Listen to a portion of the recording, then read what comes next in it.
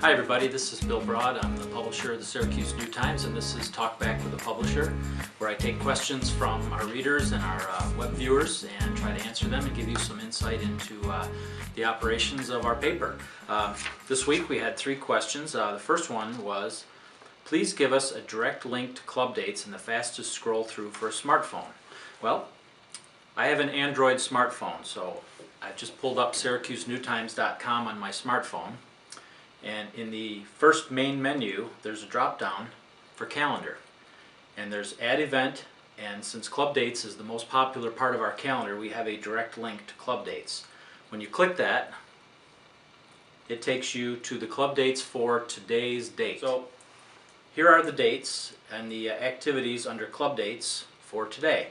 If you want to choose tomorrow, you can go up under Find Events and look at the calendar and select another date. Click Find Events. I just clicked for tomorrow night, and now here are the events for tomorrow night. We love it when people put the club dates in with photos, as it makes them rich. And if you want more information about any particular event, all you have to do is click on the event, and it will give you directions to the club where they're playing and some information about the bar, if there's any charges or cost, and some other details. But it's all right here with club dates, one click. If you have an Android phone, I'm assuming it's fairly similar if you have an iPhone. So, thanks, keep those questions coming. Alright, the next question we have, this is a good one. I have a question, sir. A few months back, a man named Ray Delaney died, and he was one of the founding members of Delaney Brothers bluegrass band from Cortland, New York. For over 30 years, this man and brothers brought bluegrass to central New York, and not one mention in your paper about his passing. I wonder why. And I read the S&T every week, and I want to keep up with what's going. Thank you for your time. Well, you're right. We missed that, and I did a little bit of research on the Delaney Brothers. They've actually been playing together for 33 years. On their website, according to their schedule, the last show they played was December 20th, and was a Christmas show.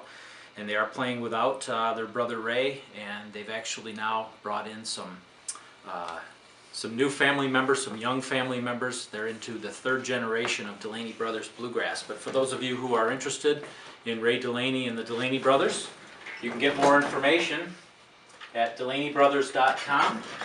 And you can find out their current schedule and who's playing, and you actually listen to some of their music. But it's hard for us to keep up with everything. You know, we're not an enormous staff, but we appreciate when people bring things to our attention. And just for the record, Ray died back in April of this past year in 2014, and we did miss it. So thanks for bringing this to our attention. If you have news and you have information that you think we should know about, we would love to hear from you. You can email it to us at snt@syracusenewtimes.com. We'll take press releases, photographs, anything you think we should know about. Feel free to deliver them to us here, and we'll be happy to do the best we can to react to it. But thanks for paying attention to us. Thanks for holding us accountable, and we appreciate you cluing us into this significant event. Our third question this week, really good one. Everybody knows not by now the story of Charlie Hebdo in France and the significant event that happened there, and we reported on this. We're actually one of the very few news organizations in central New York that did an in-depth story. But here's the question. It's a long one, but bear with me. Hi Bill, in response to the French satirical magazine and freedom of the press, I must express my opinion on the subject of bad press.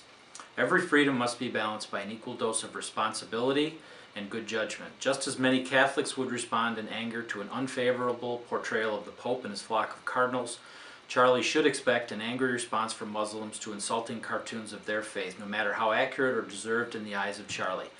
I see a trend towards bottom of the mud pit in our expression of freedom of the press and freedom of speech. I don't see good judgment or reasonable balance of responsibility. Quote, anything goes, it's a free country, isn't it? Leads us down a path of bad manners, poor choices, and bullying in schools, the community, and finally our press and entertainment industry. It's time for better judgment calls, a little more civility, and a return to a more polite society. That's a huge, huge question, and while I have really no disagreement with the person who wrote this, let me try to articulate our position. there's not much that Charlie Hebdo does that I would agree with. Some people might find some parts of their cartooning funny. Most of the things I find either in poor taste or completely tasteless and offensive. However, we wrote that story and we stand by this story because one of the strongest and most important freedoms in our country is the right to freedom of the press and free speech.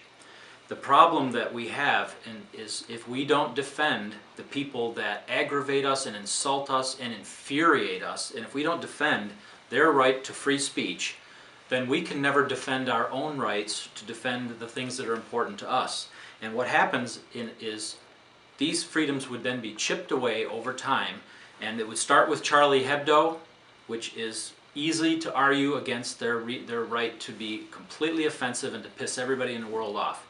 And as you move the lines in each time, eventually the Girl Scouts are going to be offensive to some group, and their right to express themselves, to sell cookies and to go out and talk about girls getting together to camp and to do crafts, eventually that's going to be offensive to somebody.